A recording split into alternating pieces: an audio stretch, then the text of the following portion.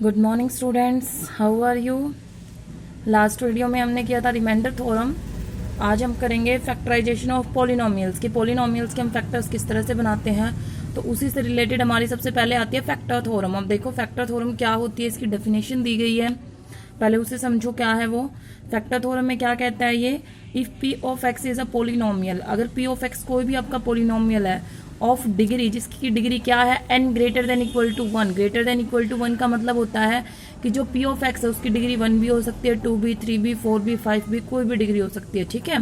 And a is any real number, और a कोई भी क्या हो आपका real number, then x minus a, तो a कोई भी रियल नंबर है तो x माइनस a हम क्या लेते हैं, जो आपके पोलिनोमियल को डिवाइड कर इस तरह से लेते हैं ना, तो x minus a is a factor of p of x if p of a equal to 0। अब हमने पीछे किया था कि रिमाइंडर थ्योरम में जब कोई भी पोलिनोमियल p ऑफ x होता है तो अगर x माइनस a उसको डिवाइड कर रहा है तो p ऑफ a उसका क्या आता था, रिमाइंडर। इसका मतलब यहाँ पर ये क्या कह रहा है फैक्टर थ्योरम में कि अगर आपका जो p ऑफ a है, मतलब a रखने पर पोलिनोमियल इक्वेशन में अगर आपका रिमाइंडर कितना आ रहा है, 0 आ रहा है, इसका मतलब क्या है, x minus a is a factor of p of x, ठीक है।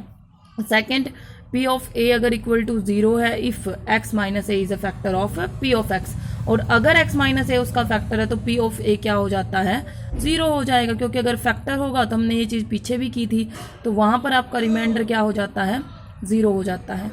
क्लियर है, तो ये था आपका रिमाइंडर थ्योरम से आगे आया है ये हमारा फैक्टर थ्योरम। क्लियर है, आप लोगों को समझ में आ गई होगी फैक्टर थ्योरम क्या होती है। अब हम इसके क्वेश्चन करते हैं कि किस तरह अप्लाई करते हैं इसको, ठीक है। तो हमारी एक्सरसाइज है 2.4। एक्सरसाइज 2.4 में क्या कहता है, determine which of the following polynomials has x plus 1 A factor. हमें ये बताना है कि जो आपको ये 4 पोलिनोमियल दे रखे हैं, दिख रहे हैं आपको, अलग अलग हैं चारों पोलिनोमियल, कि कौन सा इनमें से x प्लस 1 किसका फैक्टर है, ठीक है। तो हमें पता है फैक्टर कैसे चेक करते हैं हम, ये x माइनस ए होता है उस तरह से आपका, ठीक है। तो यहाँ पर a क्या आएगा आपका -1। मैंने आपको बताया था पिछली वीडियो में कि x माइनस ए से जब हम a निकालते हैं, अगर यहाँ पे पॉजिटिव है तो वो नेगेटिव चला जाता है, और यहाँ नेगेटिव है तो वो पॉजिटिव चला जाता है। कैसे, क्योंकि हम ऐसे रखते हैं इनको, x प्लस ए है जैसे कि, तो x प्लस 1 इक्वल टू 0 रखा, तो x इक्वल टू क्या आएगा, -1। तो x इक्वल टू -1 हमें इनके अंदर पुट करना है, इनका रिमाइंडर निकाल लेंगे हम, ठीक है। जिसका रिमाइंडर 0 आ गया उसका तो ये फैक्टर है, जिसका रिमाइंडर 0 नहीं आएगा उसका ये फैक्टर नहीं है। क्लियर है, तो हम देखते हैं, हम फर्स्ट में ही रखते हैं इनको, करना कैसे है। तो गिवन पोलिनोमियल लिखोगे सबसे पहले p ऑफ x, फर्स्ट काम फर्स्ट पार्ट ही देख रहे हैं। p ऑफ x दे दिया इसने x cube plus X square plus x plus 1, ठीक है। एंड g ऑफ x दे दिया आपको x plus 1, is that x plus 1 equal to 0 करोगे तो यहाँ से x इक्वल टू क्या आ जाएगा, -1, ठीक है। फिर लिखोगे यहाँ पे फॉर रिमाइंडर, रिमाइंडर के लिए हम क्या निकाल लेंगे यहाँ पे, p ऑफ -1, p ऑफ -1 लिखा, p ऑफ -1 इक्वल टू क्या बनेगा, -1 का क्यूब -1 का स्क्वायर प्लस में -1 प्लस 1। -1 का क्यूब क्या होता है, -1 का स्क्वायर प्लस 1, ये माइनस का 1, ये प्लस का 1, -1 से +1 गया, -1 से +1 गया, दैट इज इक्वल टू 0 आ गया। क्या लिखोगे, since p of -1 equal to 0, यहाँ पर ये क्या आ रहा है, p ऑफ जो a है वो 0 आ रहा है, तो बाय फैक्टर थ्योरम, हम फैक्टर थ्योरम से क्या बोल सकते हैं कि अगर हमारा रिमाइंडर 0 आ रहा है तो by factor theorem x plus 1 है ना, x plus 1 is a factor of p of x।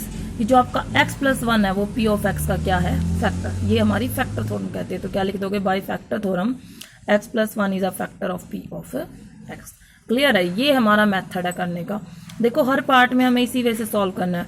यहाँ पे 0 आ गया, अगर ये नॉट इक्वल टू 0 आता है तो लिख दोगे by factor theorem x plus 1 is not a factor of p of x, क्योंकि अगर रिमाइंडर 0 नहीं होगा तो वो आपका फैक्टर भी नहीं होगा। क्लियर है, इसमें हम एक एग्जाम्पल और देख लेते हैं, जैसे इसका 4th पार्ट ले रहे हैं, ठीक है। p ऑफ x है यहाँ पर x cube minus X square minus में 2 plus root 2 X plus root 2, इस तरह से दिया हुआ है। ठीक है, ये पार्ट दिया हुआ है आपका ऐसे। तो यहाँ पे जी ऑफ एक्स क्या बनेगा, सब में सेम बनना है वो, तो एक्स प्लस 1, तो यहाँ से x इक्वल टू कितना आ जाएगा -1। तो यहाँ लिखोगे for remainder p of -1, p of -1 निकाल रहे हैं हम, तो -1 का क्यूब माइनस में -1 का स्क्वायर माइनस में, अब देखो अगर हम इनकी मल्टीप्लाई करें तो ये कितना बनेगा 2x, तो ये बनेगा माइनस का 2x, तो माइनस का 1, फिर आगे ये वाला माइनस प्लस माइनस √2x, फिर x की जगह -1, ठीक है, और प्लस का √2, इस तरह खोल दिया पूरे को। तो -1 का क्यूब हमें पता है -1 होता है, माइनस बीच में ये साइन, -1 का स्क्वायर 1 ही होता है। 2 इंटू -1 क्या बन गया, प्लस का 2 माइनस प्लस का 2, और यहाँ पे माइनस माइनस प्लस का √2, ये माइनस माइनस आपका प्लस हो जाएगा, और आगे फिर से क्या है आपके पास प्लस का √2। क्लियर है, ध्यान से करना है, माइनस माइनस हमारा प्लस होता है, यहाँ भी माइनस माइनस प्लस होगा, ये प्लस एज इट इज है। -1 कितना बन गया -2 प्लस 2 प्लस में √2 प्लस √2 कितना बन गया 2√2, 2 से 2 गया, ये तो कैंसिल आउट हो गया, ये आ गया आपका 2√2 which is not equal to क्या है आपका 0। तो क्या लिख दोगे, बाय फैक्टर थ्योरम कि जो आपका x plus 1 is not a factor of p of x, ये आंसर आ जाए। क्लियर है आपको, बहुत आसान चीज़ें कर सकते हैं अच्छे से। ठीक है, फिर सेकंड आ गया इसी तरह से, use the factor theorem. Factor theorem का हमें यूज़ करना है to determine whether g of x is a factor of p of x in each of the following case, हर एक केस में। अभी हमने जैसे पीछे किया है बिल्कुल सेम चीज़ें हैं, कुछ भी अलग नहीं है। p ऑफ x दिया हुआ है, यहाँ पे बस क्या दे दिया, हर एक में g ऑफ x पीछे सेम दे रखा था, यहाँ अलग अलग दे रखा है सबका।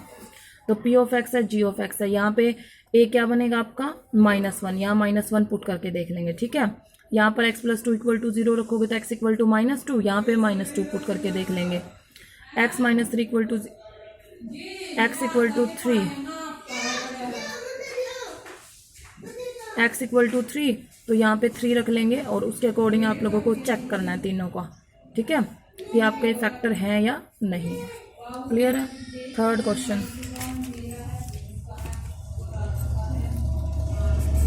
Find the value of k की वैल्यू निकालनी है हमें if x minus 1 is a factor of p of x। अब ये क्या कह रहा है कि जो x माइनस a है p ऑफ x का फैक्टर है इन ईच केस, हर एक केस में, तो वहां से हमें k की वैल्यू निकालनी है।